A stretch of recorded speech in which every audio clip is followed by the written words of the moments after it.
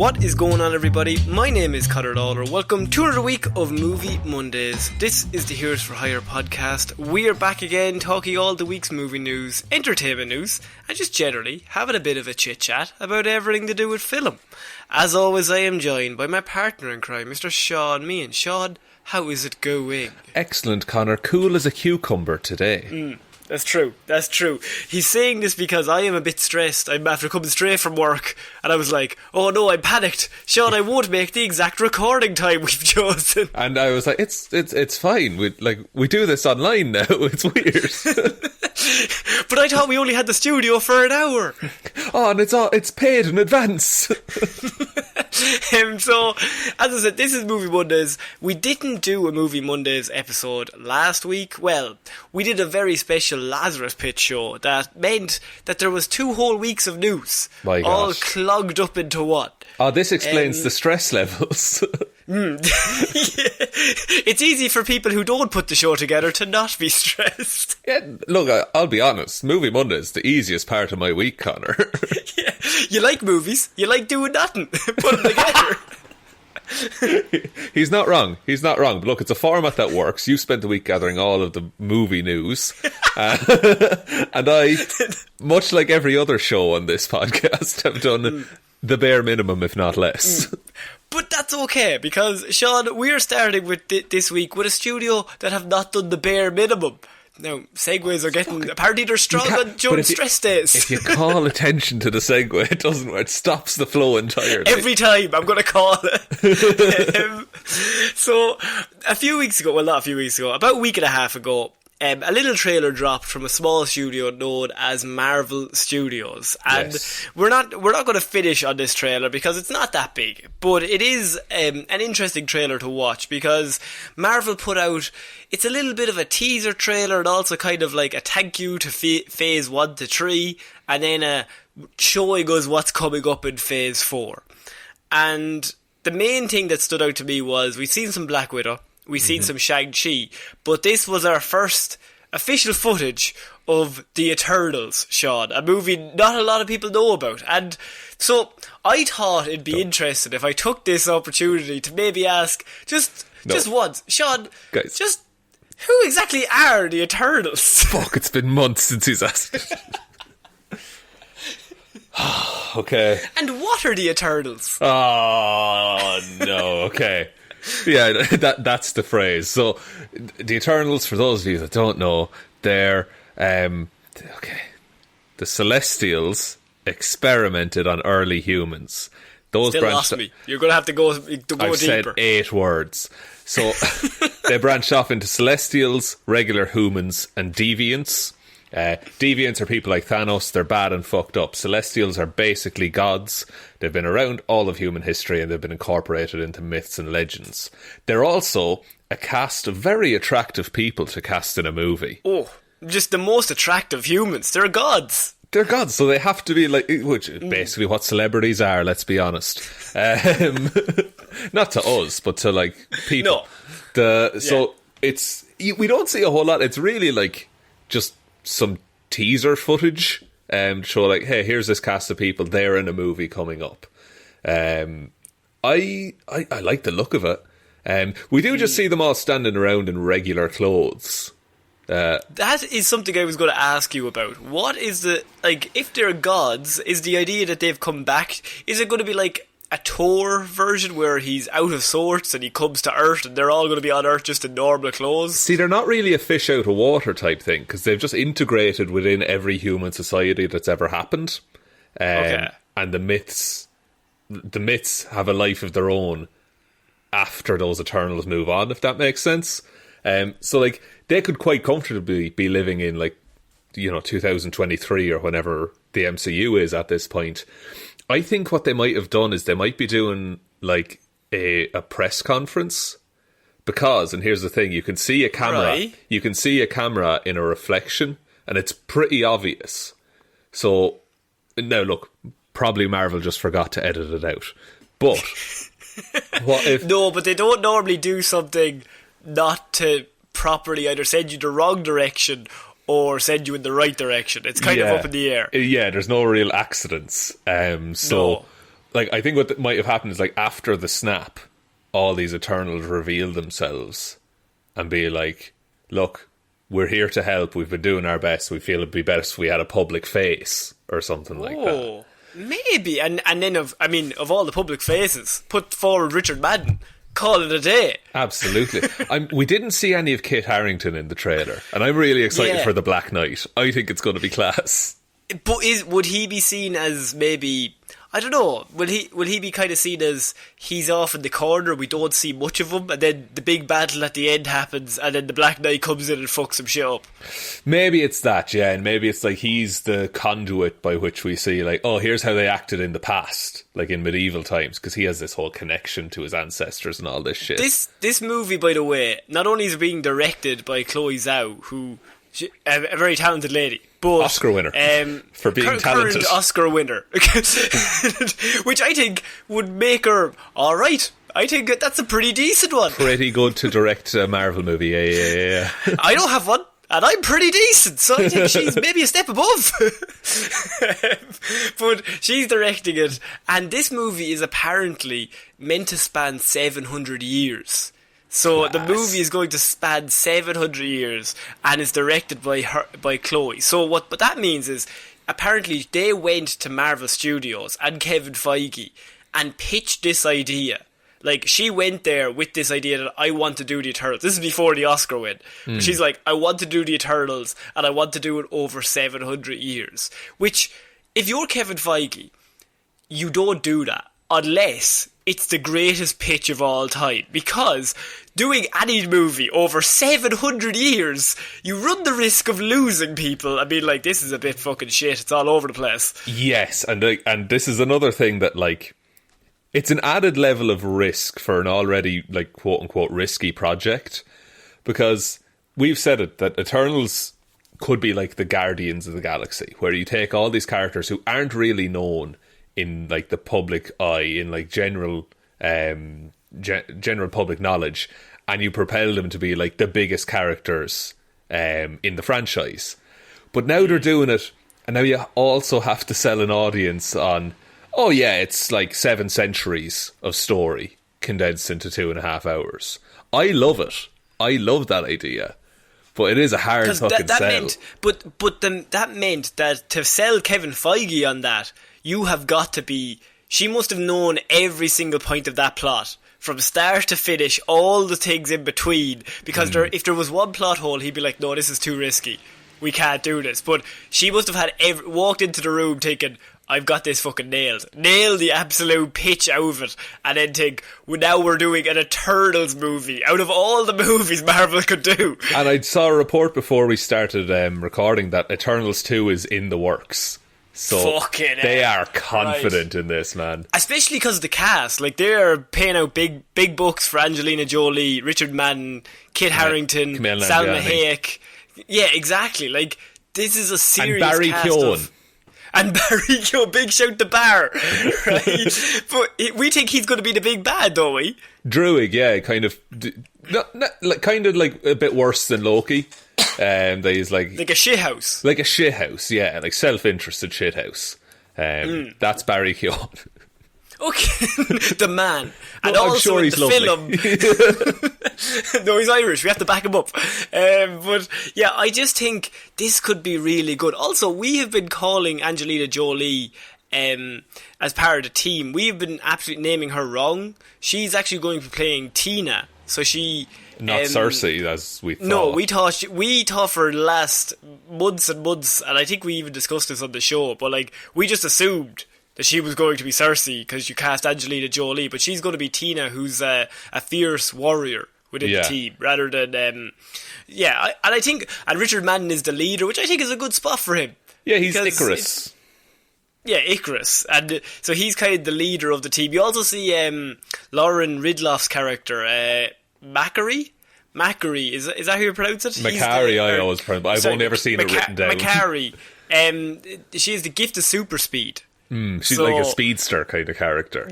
And you see that in a small moment in the trailer. Like, she speeds in from the side, and I was like, we've seen loads of Flash shows, but for some reason I was like, oh yes, the Speedster for one moment. And we've seen Speedsters in Marvel, but like something about this one, just like, oh, this looks cool. Do you think this? Sorry, go on. no, I was going to say about after like the Eternals footage that we saw, we got the next, like the coming slate of movies. Yes, as well at the end of this trailer. And then you had Thor: Love and Thunder. You've got Spider-Man: No Way Home, Doctor Strange in the Multiverse of Madness. I mean, that is a strong goal over, along with Black Panther 2, Captain Marvel 2. Yeah, couple of name changes. It's now Black Panther: Wakanda Forever, and the Marvels. The Marvels is Captain Marvel 2. We will come to that, by the way, later on the show. Perfect. Excellent. But yeah, so that is the Marvel trailer that dropped. And Fantastic Four. We saw Fantastic Four logo. Yeah, and just this small little movie called Fantastic Four that we will also talk about. Sometimes I know what's coming up, Shaun, and I just don't want to even delve into it before we get to it. You know, I'm just saying, what if it's Captain America 4? There we go. The biggest bait and switch of all time. Captain America 4. And they already told us about it. Guys, we're doing an Iron Man 4. Bringing him back. Shane Black is back. Barry Keoghan is playing Tony Stark. Oh, he could do it. I think he's good enough. He's good enough. So, Shaun, last week also was a little day called May 4th. Oh, yeah. Now, on that day was some things to do with nerd stuff. Is it Star Trek? Well, what's the one on May 4th? Galaxy Quest. Stargate Atlantis? Is that the one? Battlestar Galactica. It's Star Wars. We all know it's Star Wars. And we're going to run out of properties. I was thinking the bit is wearing thin. The rule of 3 went to 6. So, what the news I have this week is, because May 4th came around, of course, Star Wars always like to announce some big news either on the day or the week, or the days afterwards. And the news is that there are multiple Star Wars animated movies rumoured to be in development at Lucasfilm, Shaun. Multiple? Excellent. Multiple animated films. Right. Okay, the last one... I feel like animation in terms of movies, the last one was the Clone Wars. In terms of like full feature length movie. And then they've gone into more series as like Clone Wars, the series, Rebels, and now we have the Bad Batch as well, which came out on May the 4th. Do you think that a lot of things have been talked about Star Wars fatigue over the last few years, and they might also have something to do with Palpatine just being back? But somehow happened. So he just turned up. He just rocked on in. We were like, "What are you doing here?" Thought you were dead. He was like, "I mean, McDermott, I can't die." But what's interesting is, if there's Star Wars fatigue, do you think an animated film will bypass that? Is kind of what I'm asking here. I think it's more targeted, because you're targeting the people who really like Star Wars and the animated Star Wars stuff.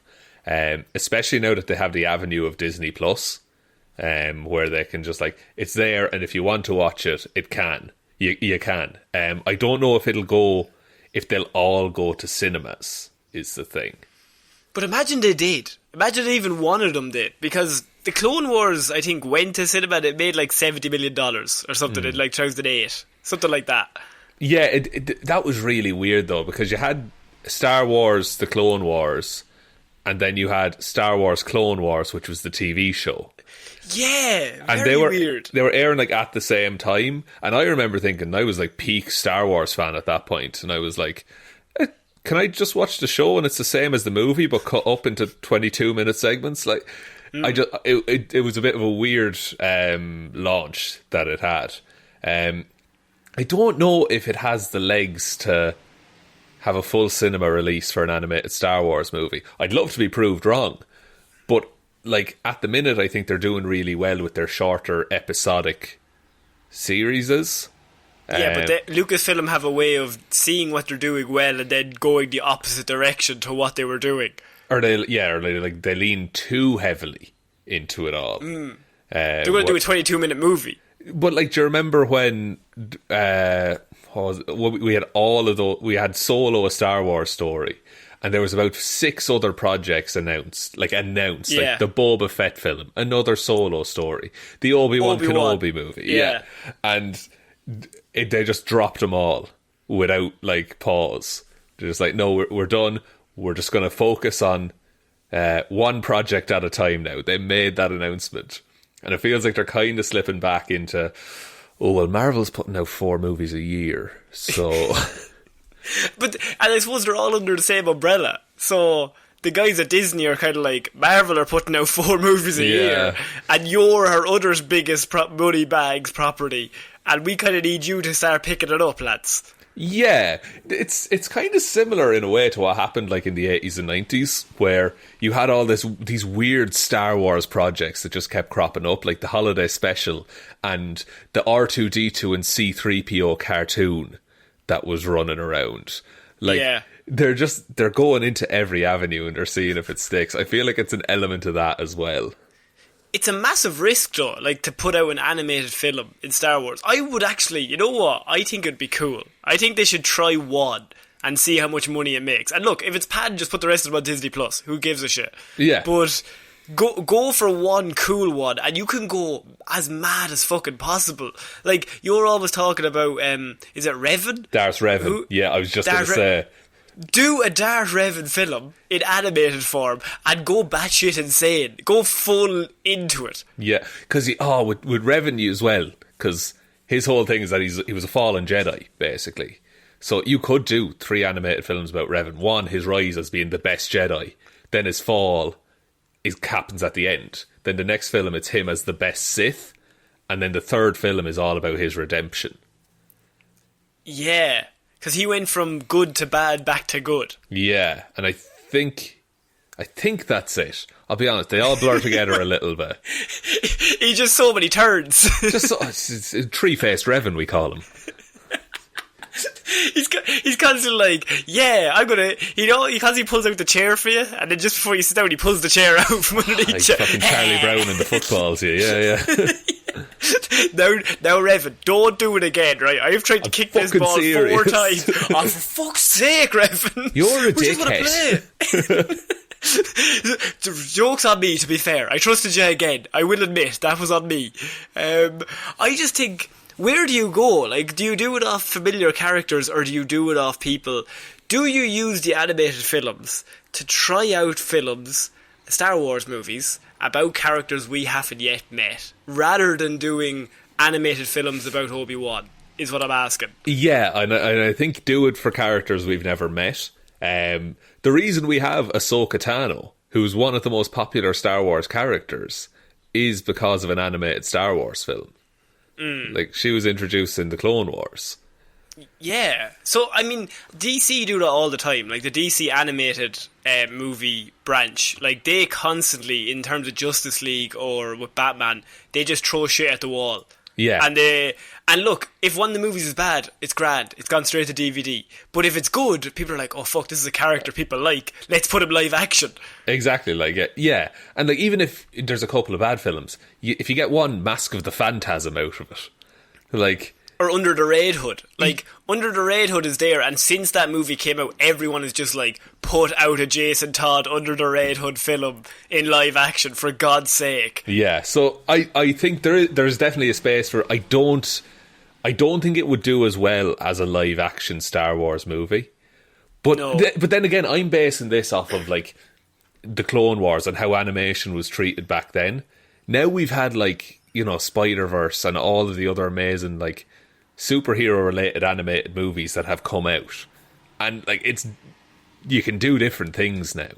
Like, you can properly make it an experience. Yeah, and you can go all in, and I think people will take it more seriously. Like, back in 2008, the two genres that superhero movies were changing, but, like, really it wasn't until, like, all the Marvel really started gaining traction that superhero films and animated films, people were like, oh yeah, Pixar do them, and then there's Batman movies. That's okay. But, like, nowadays if you put one out, and put it out on Disney Plus as well, and see what happens. I mean, people like Star Wars. People aren't very hot on it at the minute, but people like Star Wars. So just try it out, and if it's not good, then we're like, okay, well, it's just an animated movie. But if it is, you can make a lot of money. Yeah, exactly. And like you have that space to tell stories where you don't need to commit to, here's the next Skywalker. You know, you can just tell a fucking story. No, I think we should do next Skywalker. Let's do another one. The final last Skywalker for definite, guys, we promise. Episode 10. I promise. Like, this is the last one until he has a niece. Maybe or a nephew. Or maybe a cousin he doesn't know about. Harrison Ford's in this one. He's Skywalker. So we're going to move on to the news of Fantastic Four, Shaun. And I have a bit of an update that is a rumour. So I don't want to go all in, but it does go along with thoughts that we've already had. And that is Fantastic Four talks, rumoured to be happening, with Emily Blunt and John Krasinski. Shaun, the rumour mill is going wild that these two are currently being tracked out by Marvel Studios as top of their wish list to play the characters of Fantastic Four. Right, I wouldn't be surprised, honestly. I think if they weren't considered, they would absolutely be missing a trick. Like, it just makes no fucking sense to not consider them at this point after the amount of online campaigning and everything that's gone on to get them these roles. But I hope Marvel, and I think they do, like, their casting is unreal. I hope they have the balls to say, no, you're not right for this project. Right, okay. I in terms of like looks and chemistry, yeah, I think they'd be very good together. But if it doesn't fit with the story they have for Fantastic Four and what they need those characters to be, they don't shoehorn them in just to please the internet. I do understand that, but I also think that Emily Blunt has already actually turned down the role of the Invisible Woman. She turned it down in February, I think, or March. And that was just because that she didn't want to sign on to a multi-picture deal at that time. Because Emily Blunt is a very busy woman. She's constantly just starring in all these new projects. So maybe she doesn't want to be tracked down to, like, you have 3 films you have to do no matter what. And Marvel only really give out those kind of contracts. But the latest rumours is that maybe that she can be actually turned around. She's kind of come back around to it. And I think the main drawing point would be if, as simple as it is, but if John Krasinski thinks, I could play Mr. Fantastic, she might eventually think, you know what, I could sign off for 3 films doing movies with my husband because we could just hang out, and then it's just a lot easier rather than me being on one side of the country and him being on the other. It just makes sense, especially because they're 2 perfectly cast people and everyone is after it. I suppose it's all just down to them themselves, the 2 of them. No, absolutely. And like, don't get me wrong, I would love to see them in the roles, but not at the cost of making a good film. I also think God help him on that fucking press tour, because every question will be, what's it like to act with your partner? It's like, I've answered this 400 times. But they've already done A Quiet Place and A Quiet Place 2, so I don't think those questions could already be asked. Although actually it's a press tour. It's a press tour. They're definitely going to be like 2 questions. 1, what's it like acting with your wife? Is there any pranks on set? 2, how'd you get so buff? Yeah. Why, you're so muscly. Why did we keep Billy Elliot as the Thing? Jamie, you're back in. His agent is like, Jamie, they're looking for the Thing again. He's there gluing rocks to himself. I've been waiting. 2015, they said. The thing about it is, though, like, Reed Richards, most of the time in the comics, is a bastard. Yeah, and I don't think John Krasinski can play a bastard. No, I think he's too nice a man. Name one thing. Well, he's kind of a bully in The Office. Yeah, it's true. He's constantly bullying. Constantly making snide remarks and looking at the camera. I don't like it. How about this? You have John Krasinski, Mr. Fantastic. Okay. You cast Rainn Wilson as Doctor Doom. The Thing. That's the Thing. Because he has to be mean to him. Just has to pick on him the whole time. Solved. Problem solved. There's also another rumour that if Emily Blunt doesn't want it again the second time, they're still thinking of Krasinski, but they're also going to look at Jennifer Lawrence playing Sue Storm. But I don't know if she would sign on for another multi-picture deal with a superhero film. Yeah, I think she might have been burned with X-Men. But she won't have to put any makeup on in this. Like, blue makeup for 6 hours. She doesn't even have to fucking be there on set if she doesn't want to. She's invisible. She's an invisible woman. It's fine. Just put a few force fields up, call it a day. Just put on the invisible makeup there, Jen. You'll be grand. Oh, Jen, classic Jen. It's just like an empty chair. There she goes again. Oh, always at things, that Jen. But I think I'm more excited just to see this movie because they have to get this one right, don't they? How can they get it wrong, though? I mean, not in terms of story, but it can't be any worse. Would be my going in feeling is like 2015 happened. We've reviewed it on the Lazarus Pit, Shaun. Yeah. I rewatched that movie and I remembered how bad it was. And just been like, wow, this really falls apart after a good 15 minutes. This just, it goes to shit so quickly. That this one, and even like the other two, which are like serviceable for the time.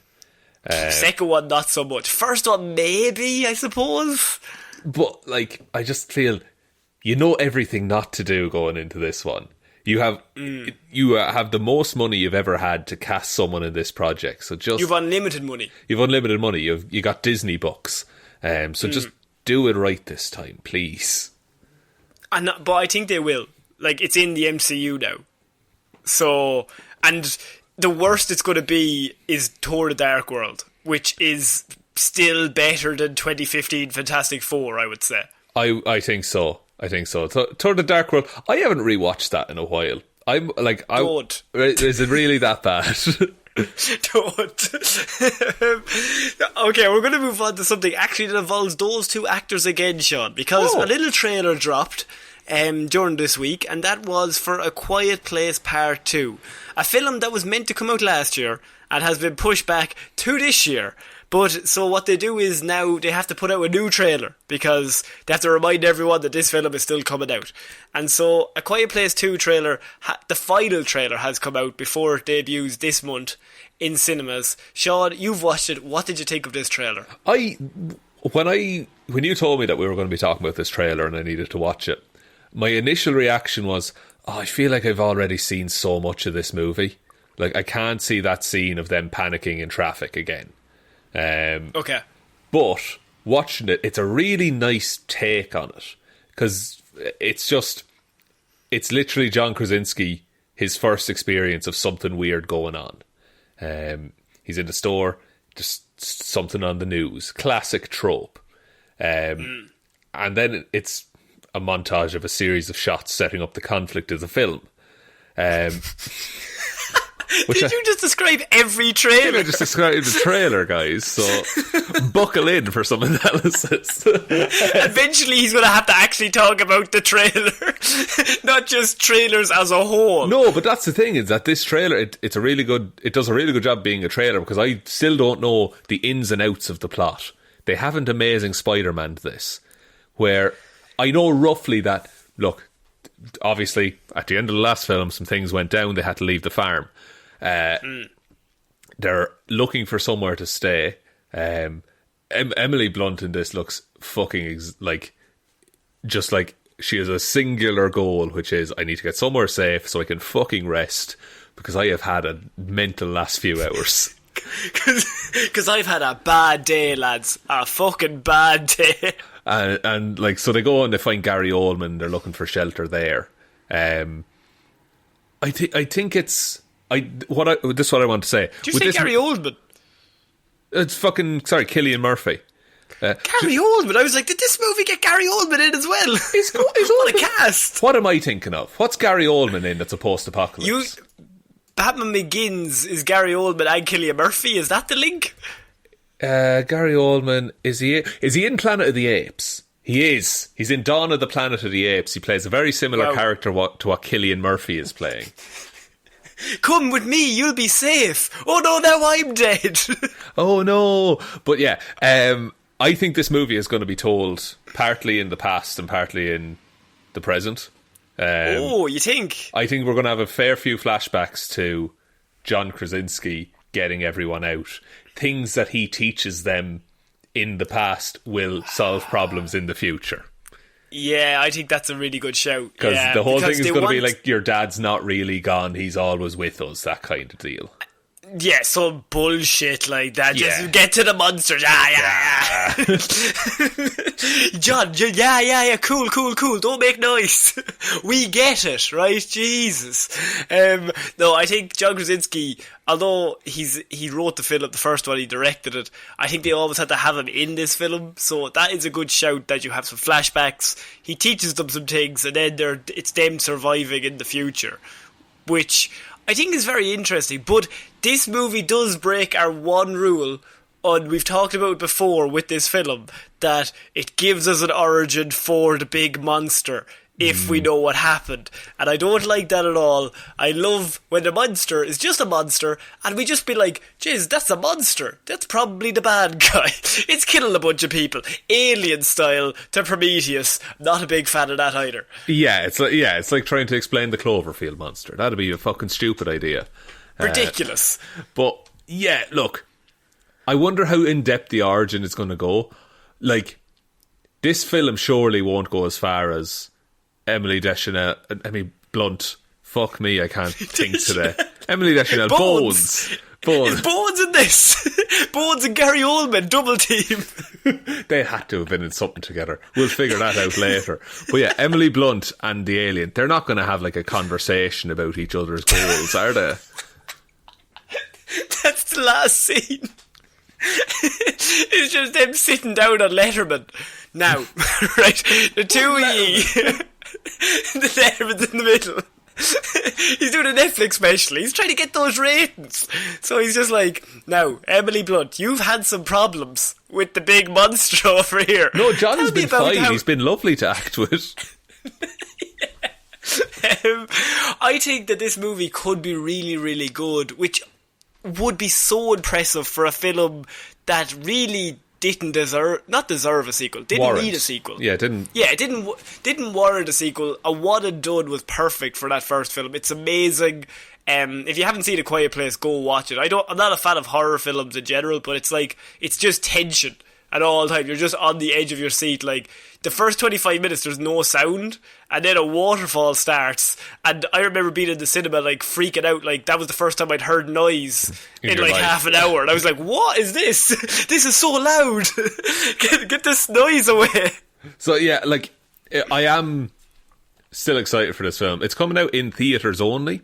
That's something that was announced, which I feel is going to be a thing that's announced for a lot more movies coming out in the future. That's like a theatre only release, and that's a selling point for it.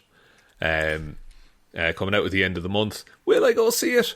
I'm not sure. I'm still a bit nervous about the world, Conor. Ireland is a bit of a difficult place, Shaun. I mean, we are really bad. We're not doing great, lads. We're still in lockdown since Christmas. Yeah, it just slightly eased today. Good job, guys. Good job. We did it. We all did it together.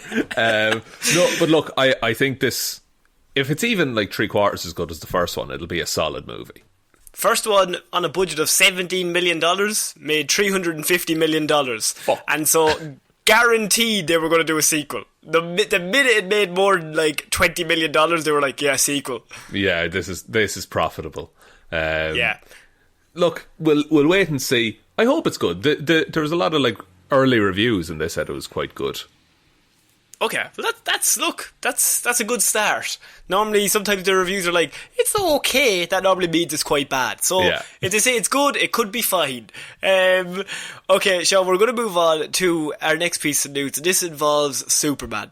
Now, there's been a lot of rumours, a lot of talk about what DC were going to do about a different Superman. A Superman remake that was not going to be part of the DCEU, but it was going to be maybe perhaps like in an Elseworld situation or part of like the Batman universe. That's a fucking ridiculous sentence that you've just said. I hope you're aware of that. I can't even remember anything what I just said. It's just a whole bunch. Like, it makes sense to like us and people listening, but try and explain that to anyone on the street. Look, they did a Superman and they don't want Henry Cavill. He's busy doing The Witcher. They're doing another Superman, but they don't want to involve him in the previous Superman's universe. Good. Okay, so what's the solution? So they're going to do a J.J. Abrams-led Superman film, but he will not be directing the remake as previously thought. but he will be behind it because they brought JJ in to do a lot of Justice League Dark projects, like Constantine and Zatanna, and he's going to be working on all of them on HBO Max. But within its deal, they were also going to be doing a Superman film that they have officially confirmed they are looking for a black Superman to play, which I read that, and me and you both know the same thing. Surely it's Michael B. Jordan, the man who cast himself as Superman last year to DC, and was like, I'll play Superman. They were like, we'll think about it. And now this new movie is happening, and if they don't cast Michael B. Jordan, surely they've lost their fucking minds. I mean, like, he has the build down. Like, he looks like a peak human. He's a Superman. He is quite the Superman, I would say. But like, the thing about it, like, surely there's other actors as well, even if it's not Michael B. Jordan. Have you seen The Good Place? Sorry, can I just ask, are you advocating the not casting of Michael B. Jordan and breaking the one sacred rule we have on this show? Look, Michael B. Jordan could play Sue Storm, and we all know it.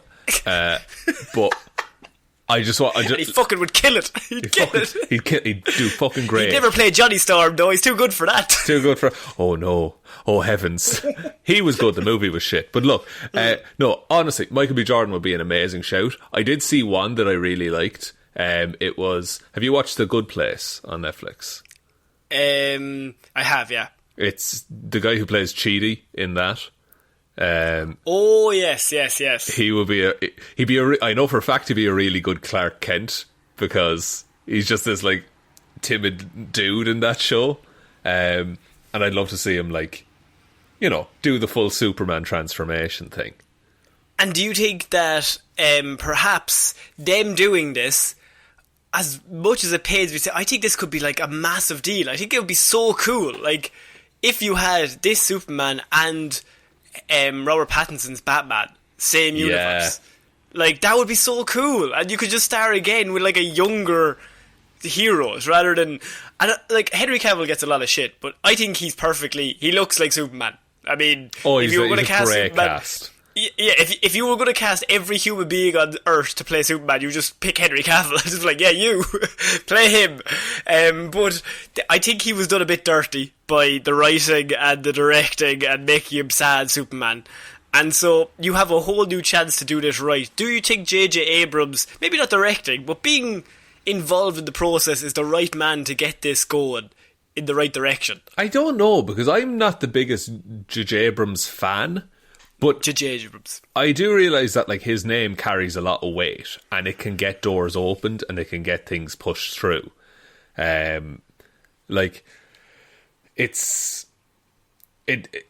having J.J. Abrams on board in any capacity, whether it's writing or producing or whatever, if that lets them do what they want with this movie and not be pressured into, let's add some jokes for no reason, that would be that's a really worthy reason to have him on board. And if he's interested in the project as well, fair play to him.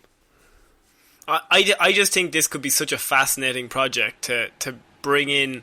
And look, I know you're picking other people, but Michael B. Jordan, if he doesn't get it, I'm rioting. You're right. I think this is literally the easiest slam dunk you could ever make, like Batista playing Bane. If Michael B. Jordan, if you're casting this Superman, just cast him. He wants to play the role, and he's quite good. Are you just fleshing out your dream Robert Pattinson Batman universe? That's exactly what I'm doing. I'm trying to make a world's finest film where Bane is the villain. My God, that's class, by the way. Yes it is. Okay. Robert Pattinson, Michael B. Jordan, Batista as Bane. Give it to me, hook it into my veins. Jared Leto Joker. Okay, I'm out. I'm actually walking away from the project. What if that was the stipulation, that in order for Michael B. Jordan to be Superman, you had to accept Jared Leto as the definitive Joker in all media? And Jack Nicholson, Heath Ledger, and Mark Hamill just like, what the fuck, man? Come on. Alright, doing my boy Joaquin dirty. Joaquin. And what's your man's name? Romero? Cesar Romero. Cesar Romero. The moustache over the white makeup. I think that I would accept that because I could just ignore him Because I've seen him in Justice League at the very end. I just ignored him then. I just forgot that scene even existed afterwards. And I think I could do the same. I think I could black it out just to get the rest of it. Okay, well, I'll make a call. We'll put that in place. Yeah. You have a chat with them. You could actually probably ring them up. The DC are accepting all ideas. I don't take anything at this point. Yeah, JJ. Yeah, he went for it. Okay. So we are moving on to news that it's very interesting that we were talking about that, Shaun, because this is Warner Brother news, and this is about Joker 2. Because confirmation this week that Joker 2 is definitely being planned at Warner Brothers after being thought to be maybe, sort of. It is now pretty much official that maybe director Todd Phillips is coming back. Maybe Yakin is coming back. I'm sure he has to, because he's the Joker. They're going to be doing a Joker 2, which they say not one sequel, Shaun, that we talked about, but it could actually be 2. No, they're not doing this. Yes. Is this because of Todd Phillips' proven success with the Hangover trilogy? He normally gets better with every single sequel. Yeah, the third one is the best, definitely. That's a fucking thunderously dumb idea. This is again because Joker made a lot more than it cost, so it's very successful. But the second one, I think we said this in our Joker review, because I think the Joker movie is like grand. I think it's fine. You hate it with a passion. I wouldn't say hate it with a passion. I just don't understand its existence, which is different. That's how I feel about 2 sequels to that movie. Because what do you do in that? Like, it's not the fall of a man, or it's not like you can't redeem him. No. But at the same time, it made $1 billion and earned Oscar nominations. And, I mean, he won a Best Actor for it. Yeah, but surely that's all the more reason not to... okay, and this is... me being like an idealist, being like, let have art be art, and you just do one of them. But no, it's like, it's the machine, and it made $1 billion, and they're like, well, we can make another $1 billion if we do it again. And they're like, in 2020 we made $0 billion, so that's 0 billions. That's less billions. We need more billions, boys. We know this, by the way, that because DC put forward just other elements of what the studio was planning at the minute because of the whole J.J. Abrams thing with Superman, and it was noted that projects such as the Batman and Joker will still exist as standalones and will not be part of the multiverse that they're planning. So Robert Pattinson's Batman is going to be off on its own like the Joker. But the report then mentioned Joker and its planned sequel will be a standalone. So we know it's guaranteed 1 sequel. It could be 2. Yes. Yeah, it'd be weird to only do 1 sequel, I think. If you are going to do it, fucking double down on the dog shit. But it's not going to be... like, it's actually the opposite of, like... No, sorry, it's very similar to how I felt about A Quiet Place 1. That it doesn't warrant a sequel. It's fine to just leave that story there. Because they're gonna Smallville this, and it's gonna be like 15 years later, and the very last shot is fucking someone putting on a bat cowl. That's it.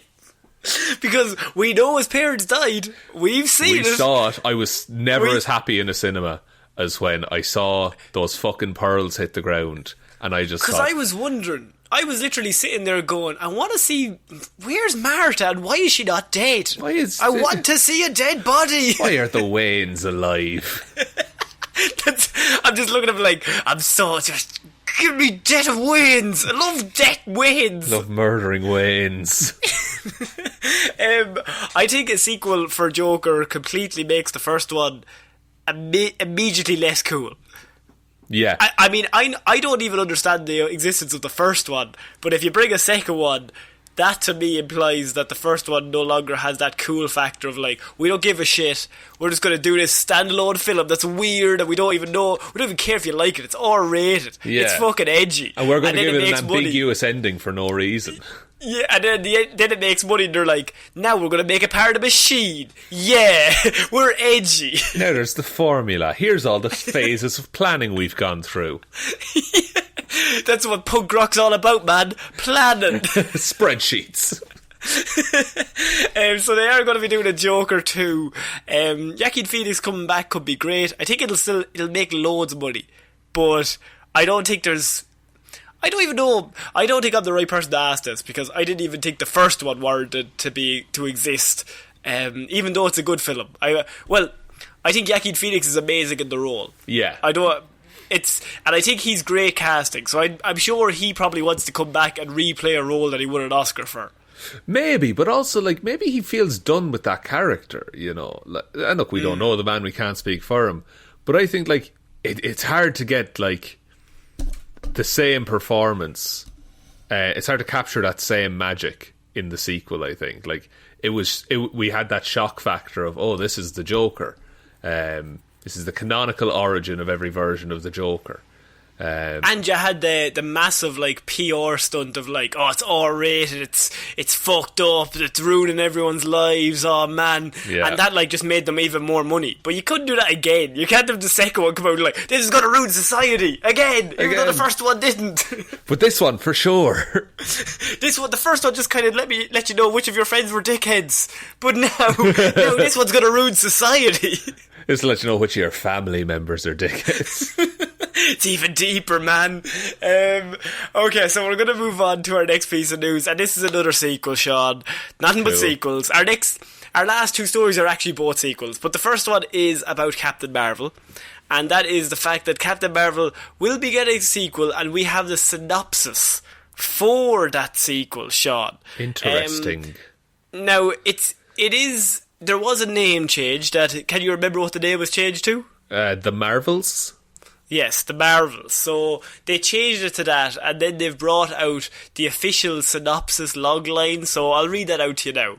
Marvel Studios' The Marvels will feature Brie Larson, returning to the role of Captain Marvel. She'll be joined by I'm going to pronounce this lady's name wrong, Teyonah Parris?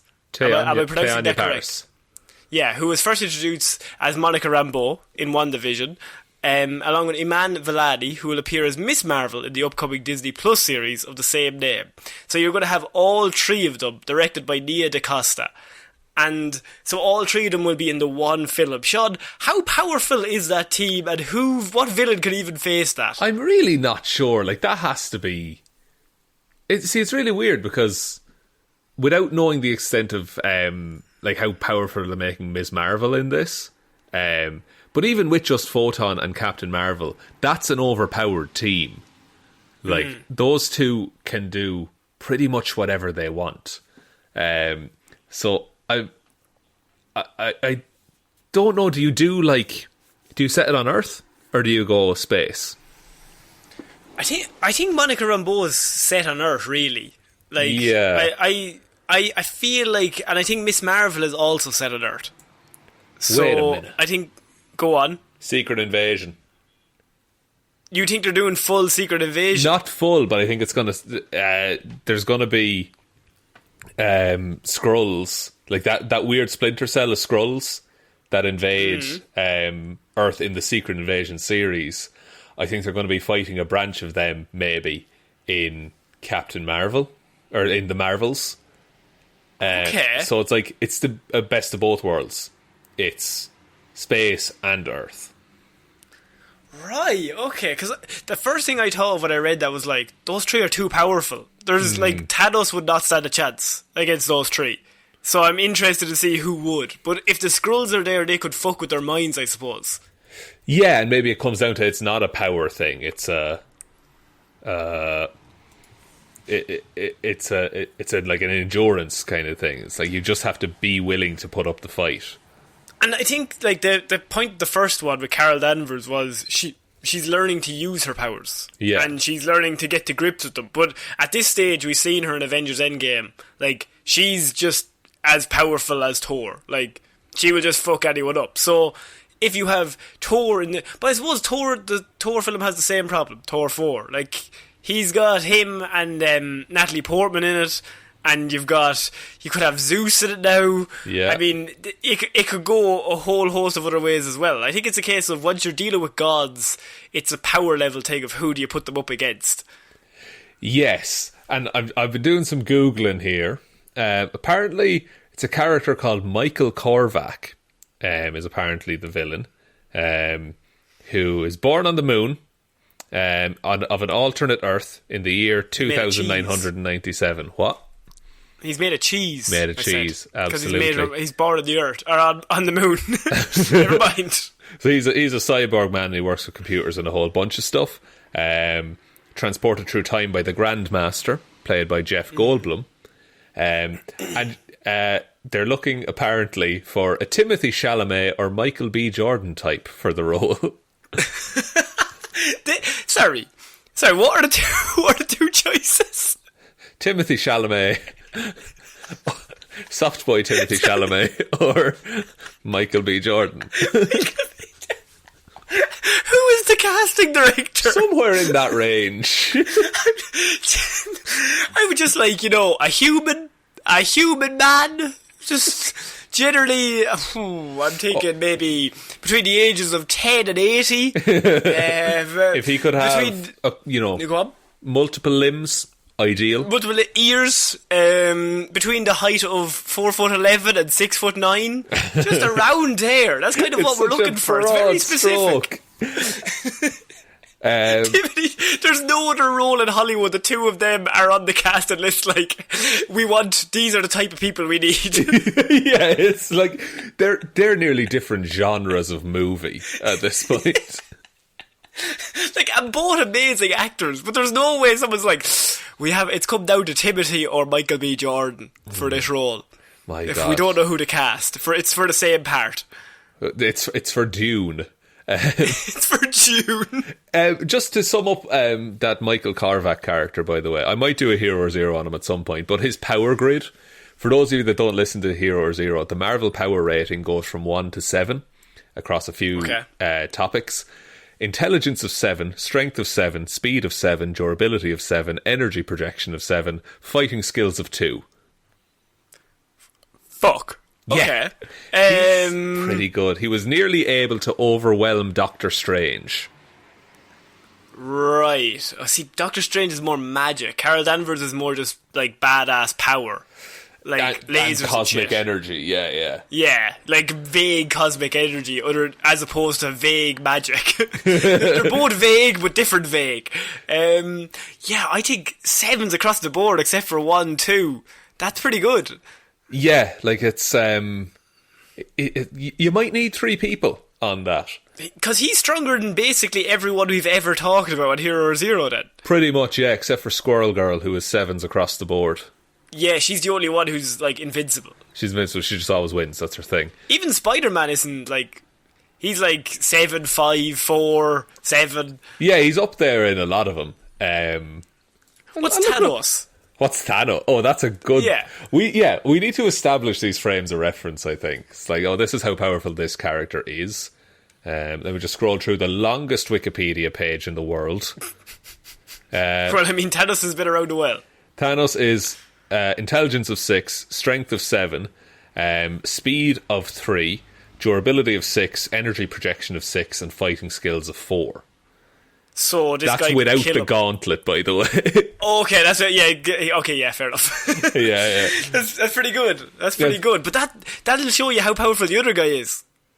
Yeah, like that's the thing, is that's the nice thing about this system, is that it does basically it's anyone can be on that scale, and it's just wherever you land. So I think it's going to be a nice team up. You will also have, because we saw in WandaVision, Monica Rambeau doesn't seem to be the biggest fan of Carol Danvers at the minute. So I bet it's going to be a thing of like, Conflict, and Captain Marvel taking Miss Marvel under her wing, probably, and Monica Rambeau is like, don't fucking do that, she's a bad person. Then they all learn to be friends at the end. Then they're all, because they got to come together, because otherwise they're going to lose. They need to fight as a team. They're stronger together. Like the end of Fantastic Four 2015. It's like the Megazord. So, Shaun, just one more person. Could you just look up before we start our last story? Is a man called Venom. Can you look up Venom's power level? Edward Brock. Here we go. Yeah. Let me pull it up. Oh my god, there's so many. Sorry, anytime you just type in a character on the Marvel Wiki, it brings up every version of that character. And there's so many, like, one-offs where, what if Wolverine was Venom? Like, all this kind of shit. So it's the longest page I've ever seen.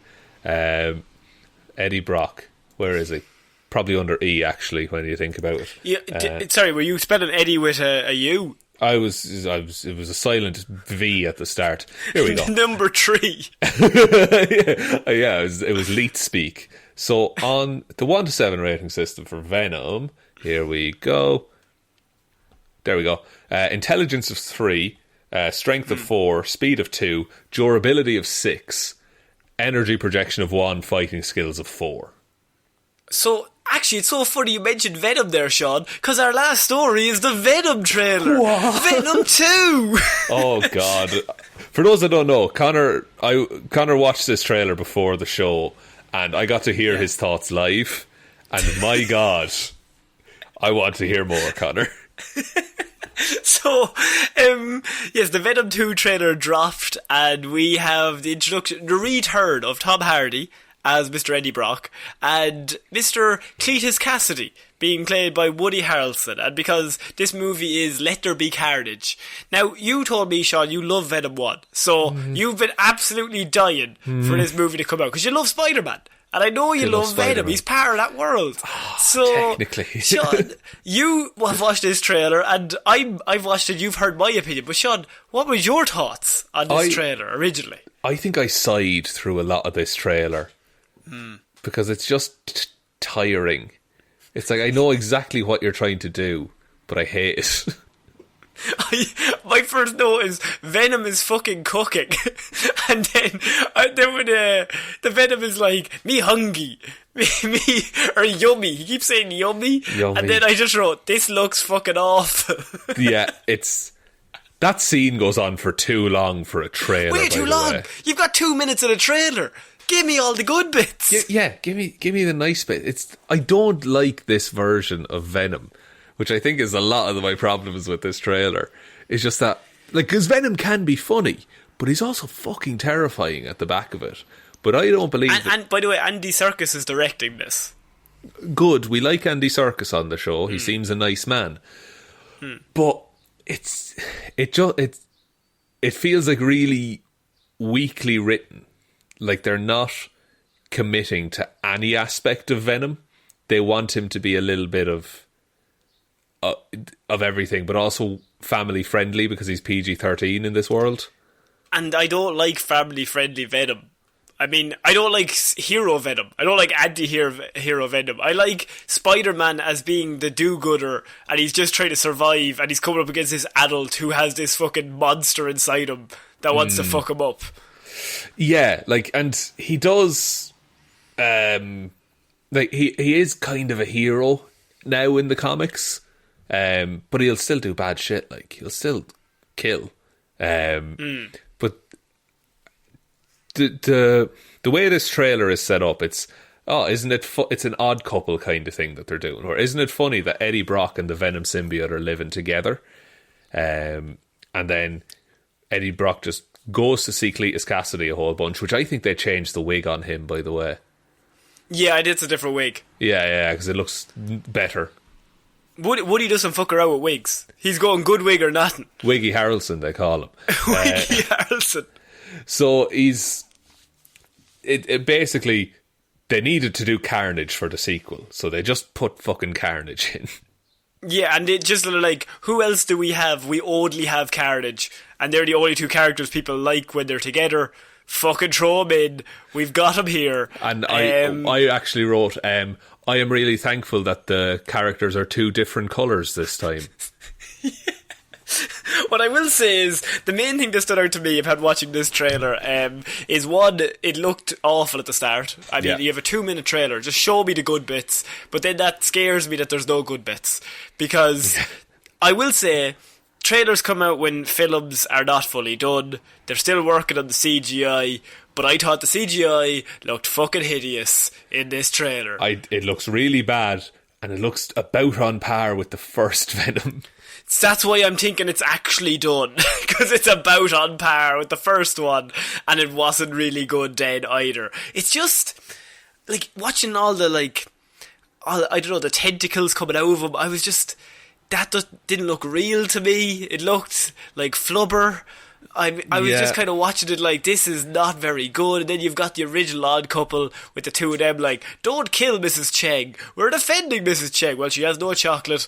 We'll have to eat Mrs. Cheng because he's a cannibal. And it's just... It's more of the same.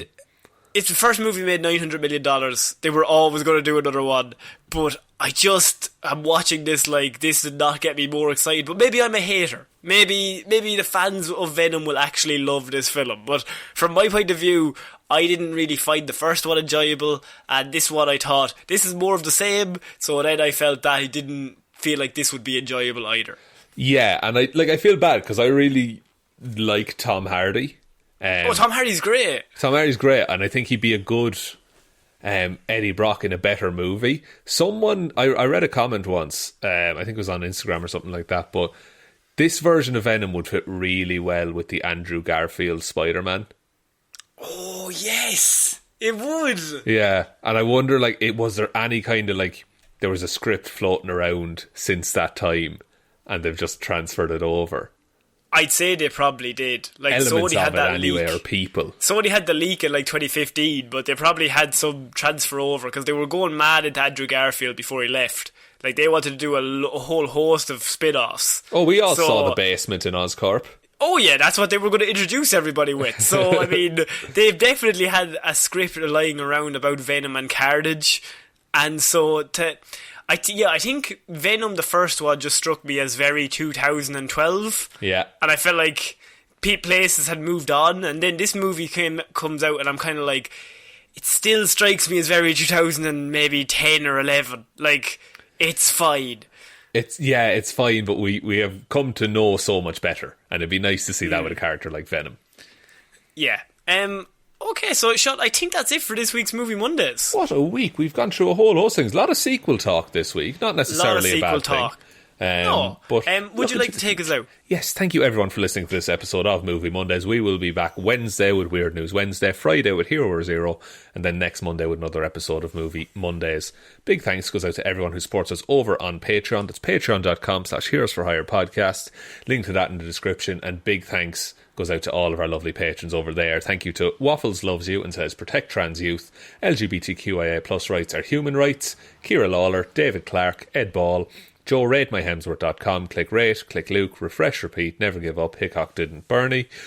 Ray, Conor, I think we should see other podcasters. It's not me, it's you. Ging. Dickhead. Róisín, Schrödóisìn, Hally. Ryan, Satron Paint, Evanson. Shaun, Bone, Jamieson. Dominic, Jessiah, Florida Gal Green. Anna, Maureen has the fry on Hjelmroos. Lil Dicky, fought a bear and all I got was a giant croissant, iguana, McGrew. And Danny McLaughlin. Thank you all very, very much for your support. Really appreciate it. You can join all those people over there. You get access to all of those movie reviews that we've done. We have a merch shop and all of our socials linked down below. But the most important thing, just tell one human being that we exist. Just the one, please. And I think that's about it, Conor. I think so. So I have been Conor Lawler. I have been Shaun Meehan. I will see you next week, guys. Bye.